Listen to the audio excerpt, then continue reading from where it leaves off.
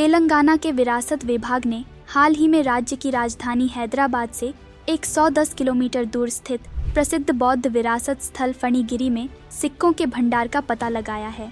उत्खनन निदेशक एन टोर सागर और सह उत्खननकर्ता बी मल्लू के नेतृत्व वाली टीम को 2 फीट की गहराई पर 16 सेंटीमीटर व्यास और 15 सेंटीमीटर ऊंचाई वाला एक मिट्टी का बर्तन मिला। उस बर्तन में शीशे के 3730 सिक्के मिले, जिनमें एक तरफ हाथी का प्रतीक और दूसरी तरफ उज्जैन का प्रतीक था। पुरातत्वविदों के अनुसार ये सिक्के इक्ष्वाकु काल के हैं, जो 3री शताब्दी से 4थी शताब्दी के बीच के हैं। सिक्कों के अलावा पुरातत्वविदों ने पत्थर के मोती, कांच के मोती, शंख की चूड़ियों के टुकड़े, प्लास्टर की आकृतियाँ, टूटी चूना पत्थर की मूर्तियाँ, खिलौना गाड़ी का एक पहिया, अंतिम नाखून और मिट्टी के बर्तनों की खोज की।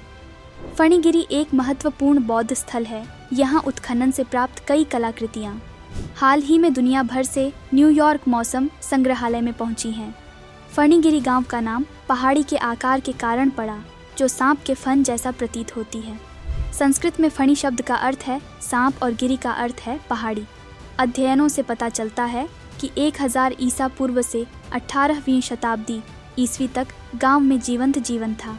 ऐसा माना जाता है कि फणिगिरी दक्कन के पश्चिम और पूर्वी तट को जोड़ने वाले प्राचीन व्यापार मार्ग पर पहाड़ी की चोटी पर रणनीतिक रूप से स्थित महत्वपूर्ण बौद्ध मठों में से एक है।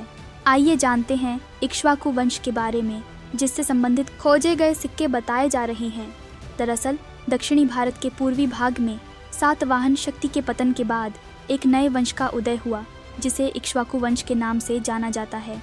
लगभग 3री और 4थी शताब्दी में कृष्णा नदी की पूर्वी घाटी में एक वंश राज कर रहा था, जिसे राम के पूर्वज इक्ष्वाकु से अलग दिखाने के लिए आंध्र इक्ष्वाकु कहा जाता है, क्योंकि इनकी राजधानी विजयपुरी में थी।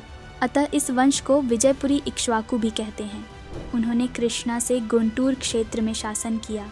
इसी वंश के राजाओं ने इस क्षेत्र में भूमि अनुदान की प्रथा चलाई। इस क्षेत्र में बहुत सारे ताम्रपत्र संदेह प्राप्त हुई हैं। पुराणों में इन्हें श्री पर्वत के शासक और आंध्रभृत आंध्रों के सेवक कहा गया है। विभिन्न स्रोतों के अनुसार कहा जा सकता है कि विशिष्ट पुत्र चंतामुला इस वंश के संस्थापक थे। उसने अश्वमेघ और वाजपेय किए थे। उसके पुत्र वीर पुरुष दत्त के शासनकाल को बौद्ध धर्म के इतिहास और कूटनीतिक संबंधों के मामले में स्वर्ण युग माना जाता है। वीर पुरुष दत्त ने अनेक बौद्ध महिलाओं से विवाह किए तथा उन्हीं के प्रोत्साहन से नागार्जुन कोंडा में एक बड़ा बौद्ध स्तूप बनवाया गया। उसने और उसके उत्तराधिकारियों ने भूमि अनुदान की प्रथा शुरू की। इतिहासकार उपिंदर सिंह के अनुसार 300 से 325 ईसा पूर्व की अवधि में इस वंश का अंतिम शासक रुद्र पुरुष दत्त था। उसने स्तूप, देवी विहार और अर्धवृत्ताकार मंदिर बनवाए। इस वंश के शासकों ने श्रीलंका के बौद्धों के लिए चैत्यों का भी निर्माण कराया और अनेक मूर्तियां भी बनवाईं, जिन पर यूनानी प्रभाव स्पष्ट दिखाई पड़ता है। संभवतः इक्ष्वाकुओं को कांची के पल्लवों ने अपदस्थ किया